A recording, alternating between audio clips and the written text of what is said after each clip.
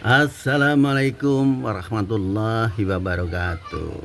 Kembali dari channel YouTube Bambang Gegarting Harto akan menyajikan sebuah video tentang edukasi.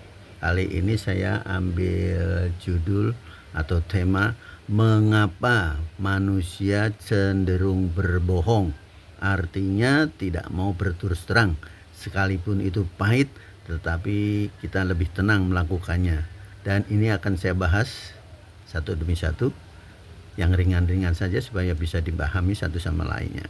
Dan jangan lupa ya, sebagai win-win solutionnya, supaya menambah motivasi saya untuk membuat video-video berikutnya, saya minta tolong ya diklik like dan subscribe-nya, supaya nanti saya lebih bersemangat lagi memproduksi video-video edukasi dan tutorial lainnya.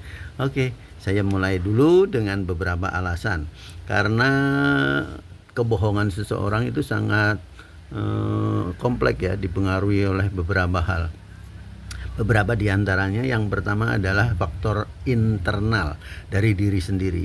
Biasanya seseorang yang cenderung berbohong itu memiliki rasa takut yang berlebihan.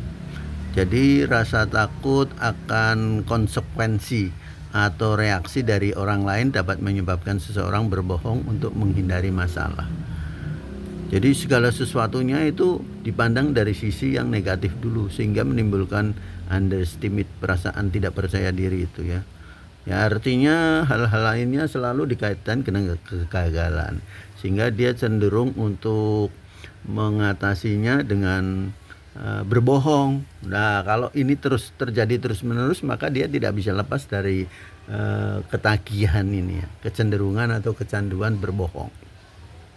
Oleh karena itu, dia tidak pernah akan berkembang kalau memang tidak pernah menyadari hal ini terjadi, karena dia mempunyai rasa takut yang berlebihan. Nah, kemudian meningkat karena rasa takut yang berlebihan, dia akan kurang kepercayaan diri.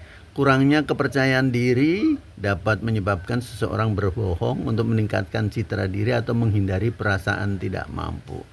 Sebetulnya hal ini tidak mungkin terjadi kalau dia tidak punya perasaan yang berlebihan.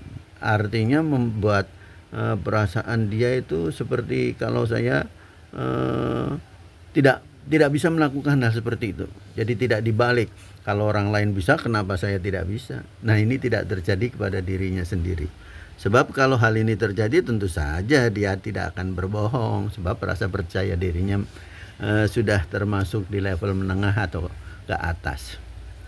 Nah, kalau kepercayaannya dirinya hilang, maka seseorang itu akan selalu berkecenderungan memanipulasi atau manipulatif.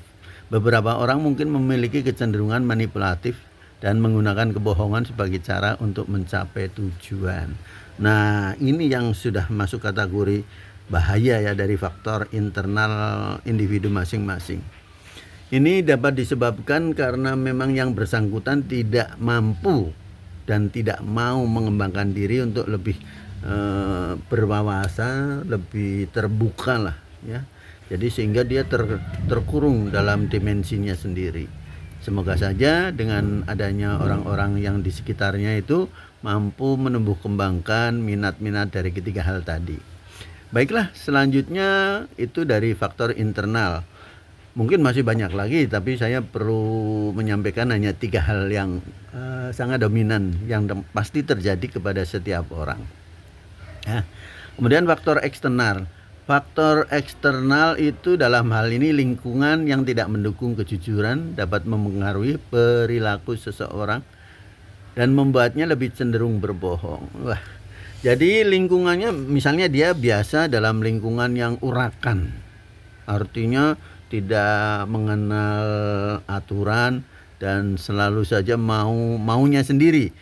Sementara di lingkungan baru itu orang-orangnya disiplin, atau ya setiap kali melakukan kegiatan selalu berpegang pada aturan mainnya. Nah, ini membuat seseorang tidak bisa mengikuti ya, karena itu dia akan cenderung berbohong.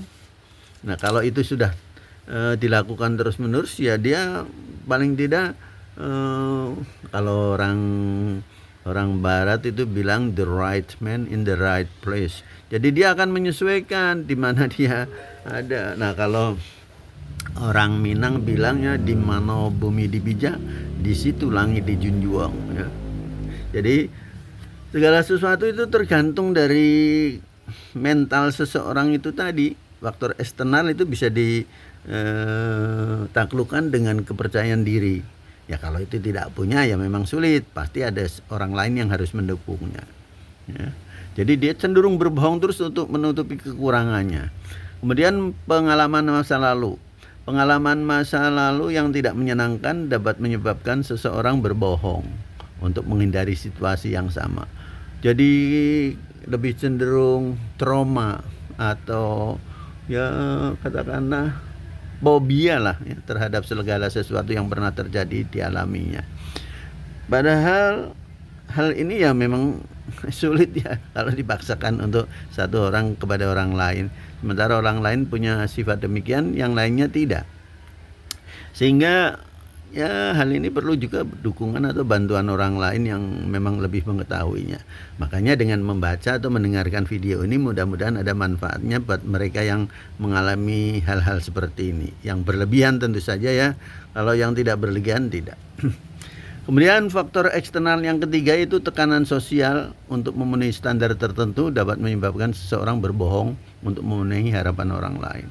Nah, dia tertekan dengan lingkungan, loh kok tidak sesuai dengan ekspektasi atau angan-angan atau perkiraan dia, bahwa di lingkungannya itu kok loh saya kok belum mengalami hal-hal seperti ini, padahal dulu selalu dia berteman, loh saya dulu biasanya gitu. Jadi dia tidak mengerti bahwa kehidupan di luar sana itu tidak harus seperti yang dia lakukan. Kalau hal itu terjadi ya dia akan istilahnya terseret-seret dengan keadaan, karena memang dunia itu berkembang setiap detik, termasuk juga individu perorangan dan lingkungannya. Itulah faktor eksternal yang bisa saya sajikan supaya nanti bisa diurut satu persatu kembali. Saya sih siapa dan saya harus bagaimana bersikap. Kemudian faktor yang berikutnya adalah faktor psikologis. Faktor psikologis itu ada dua, kecemasan dan kurangnya integritas. Kalau kecemasan dapat menyebabkan seorang berbohong untuk menghindari perasaan tidak nyaman.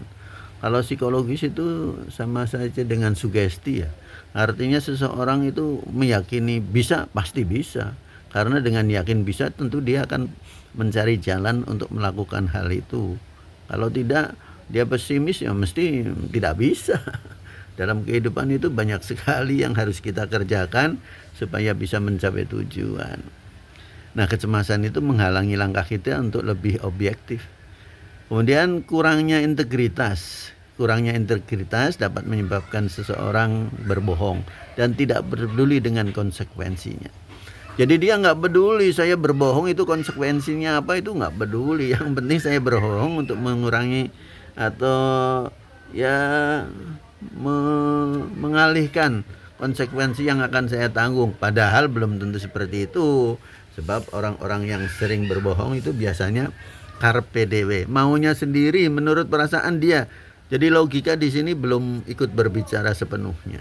Nah, itu faktor psikologis yang bisa saya sampaikan di sini. Kemudian bagaimana caranya mengatasi kecenderungan berbohong? Ya. Mengatasi kecenderungan berbohong memang perlu proses. Jadi di antara yang sudah saya sampaikan tadi, faktor internal, eksternal, dan psikologis itu bisa kita ramu, kemudian diambil manfaatnya.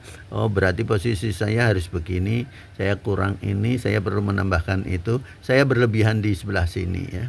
Jadi mengatasi kebohongan atau kecenderungan berbohong itu salah satu di antaranya. Ya mungkin Anda punya versi lain, punya cara lain supaya nanti bisa dibandingkan atau diambil beberapa persen lah dari manfaat ini.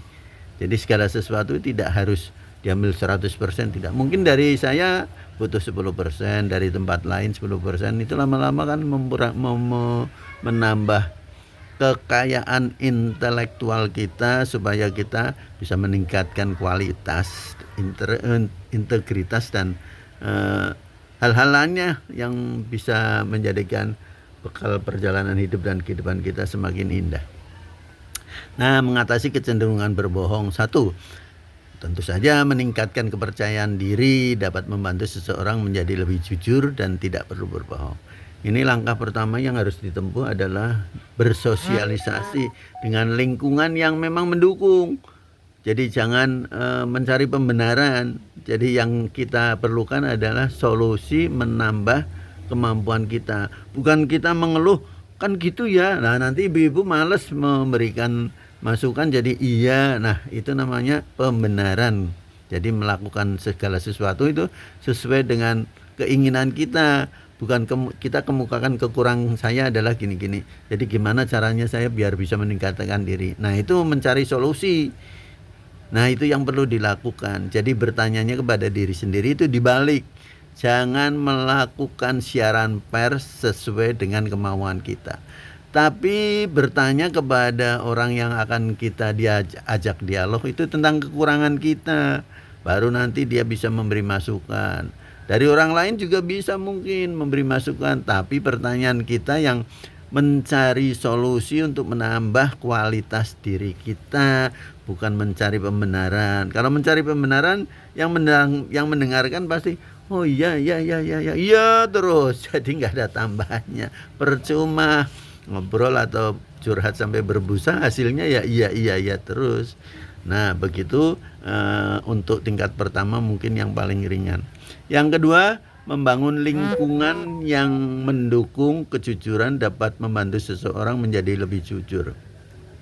Yaitu tadi menyesuaikan dengan lingkungan baru. Ya, paksakan untuk menerima supaya kita tahu bahwa selain lingkungan yang saya ketahui masih banyak lingkungan lain yang perlu saya pelajari. Harus berani melakukan kejujuran seperti ini. Sebab kalau tidak nanti kita nggak akan nambah wawasan, pengetahuan dan kemampuan kita berpikir.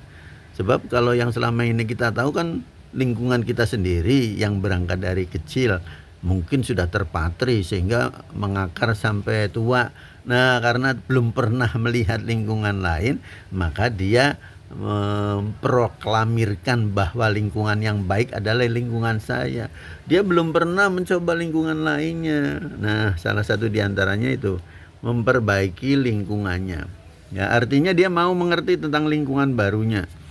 Kemudian yang mungkin bisa saya sampaikan untuk menambah sedikit bekal adalah mengembangkan keterampilan komunikasi.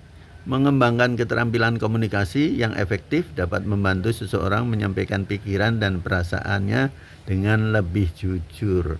Nah, hal ini sekarang sudah istilahnya tumbuh bagaikan cendawan di musim hujan. Artinya banyak sekali orang-orang yang berusaha di bidang kursus keterampilan komunikasi. Banyak sekali. Public speaking dan sebagainya. Itu bisa dicari di semua kota, sampai ke kota kecil ada pemberi jasa atau mereka yang berusaha di jasa komunikasi. Di sana kita bisa kursus, ada yang sehari dalam hitungan berapa jam, misalnya kursus public speaking 10 jam, ada yang ya paling tidak 10 jam itu dibagi menjadi beberapa sesi. Ada yang lebih komplit dan detail lagi, itu pertemuannya bertahap, misalnya seminggu ya, dilakukan 3 kali, ada yang sebulan dilakukan seminggu sekali dan sebagainya. Tapi ada juga bukunya banyak. Jadi kalau kita mau jalan-jalan ke toko buku, itu di sana banyak edukasi atau tutorial yang mengajarkan kita supaya kita bisa lebih berbicara tentang keadaan yang sesungguhnya secara runtut dan ilmiah, sehingga kita seimbang menggunakannya antara pikiran dan emosi kita. Artinya emosi itu baper, bawa-bawa perasaan ya, jadi bukan emosi marah, baper aja ya.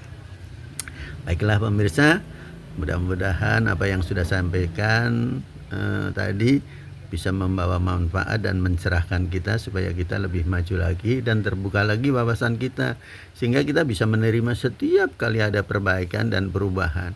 Sebab kehidupan manusia itu adalah suatu keniscayaan yang berubah dari waktu ke waktu dengan lingkungan yang berbeda-beda. Mudah-mudahan aja dengan perjuangan yang Anda lakukan ini bisa membuahkan hasil yang lebih baik dan menambah semangat dalam meraih kehidupan yang berkah dan ya cita-citanya tercapailah, baik ketenangan jiwa raga maupun segala sesuatu yang kita lakukan di dunia ini. Jangan lupa ya, tetap semangat, dan belajar itu tidak mengenal usia. Dan tidak harus di pendidikan formal, pendidikan resmi. Melalui berbagai macam kehidupan kita bisa belajar dari sana. Ya, demikian tadi yang bisa saya sampaikan, mudah-mudahan bermanfaat ya. Assalamualaikum warahmatullahi wabarakatuh.